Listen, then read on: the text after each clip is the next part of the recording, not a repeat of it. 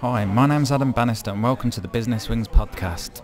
Kevin Byrne explains how a freak weather event inspired Checker Trade, an information service allowing consumers to find and provide feedback on registered tradesmen. The business's founder and MD also reflects on the difficulties of challenging convention and how you should sometimes follow your gut feeling rather than people's advice. The whole company was started as a result of a freak weather condition in Selsey in 1998. A tornado swept through the village, and basically there was cowboys were coming from all over the UK. I mean, the local neighbourhood watch, they said that the police stopped 117 tradesmen from entering into the village if they didn't know the name and address of someone that wanted some work doing. But lots of people were ripped off during that period. And that's really how Checker Trade started at that point in Selsey. In the list of the inspiration for how people have started their businesses, that's one of the more unusual. I thought maybe you'd seen rogue traders or something and that might have inspired you. No, it wasn't. I mean, most businesses these days, the heart of their business is how can we make money? That's not how the business started. That's not why the business is in place. 11 years ago when that happened, I looked at the local government, central government, I looked at the federations, and I just could not see an answer to the road trade problem. There were one or two federations that did a little bit of vetting, but very, very little, and the marketplace was absolutely wide open.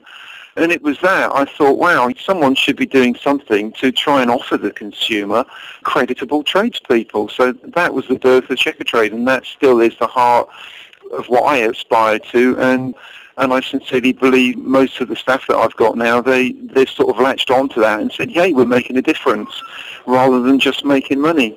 Mind you, I wish we were making money, but we plough it all back in.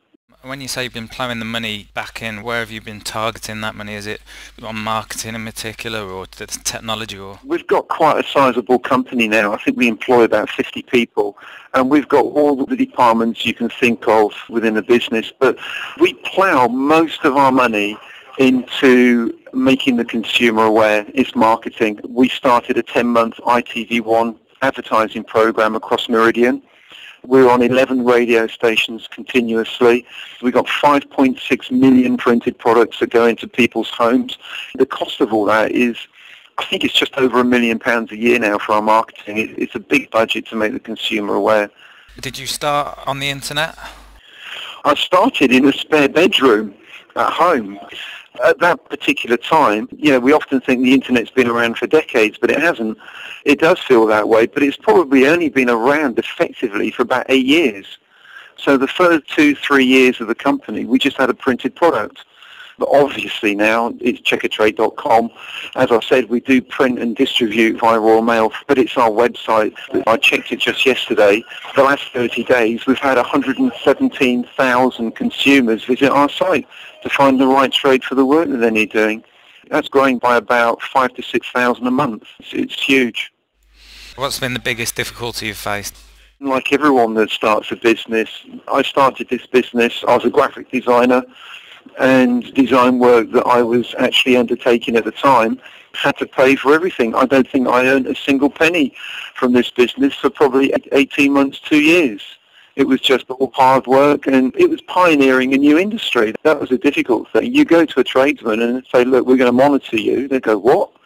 Now, there's companies mimicking us left, right and centre. Everybody's taking reviews and star ratings, etc., etc.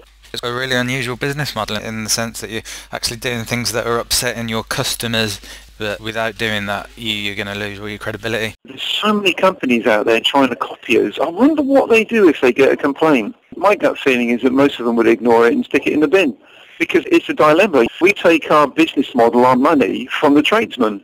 And if we get a complaint about a tradesman and they are the people that's paying us, I recognise right at the beginning that we're really only as good as our worst trade. So we make a commitment to the consumer that every single comment we get from them about our trades go on the system. And if you visit our website and find some trades, out of the, I think there's something like 260,000 consumer reports now, you will find the odd 100, 200, 300 where consumers have had a bad report, but they are on that tradesman's detail. We don't hide it. I think that's what separates us from a lot of the companies that are saying they're doing the same as we're doing, but I don't believe they are. Have you got any advice for entrepreneurs that are starting out? Take risks. That's one of the biggest things that I would say. I've had huge amounts of advice. Most of it has been rubbish. Consultants will come your way and say, do this, this and this. And a lot of people will listen to consultants and do exactly what they said. But really, if you are the person with the passion for what you want to achieve, you've got to go 9 times out of 10 on your gut feeling and your passion to drive it forward. If you haven't got a passion for the sector or the project that you're working on, don't do it. Because passion is what drives you, and passion is what is going to make something mature and flourish and grow. So unless you've got a passion for what you're doing, find something else.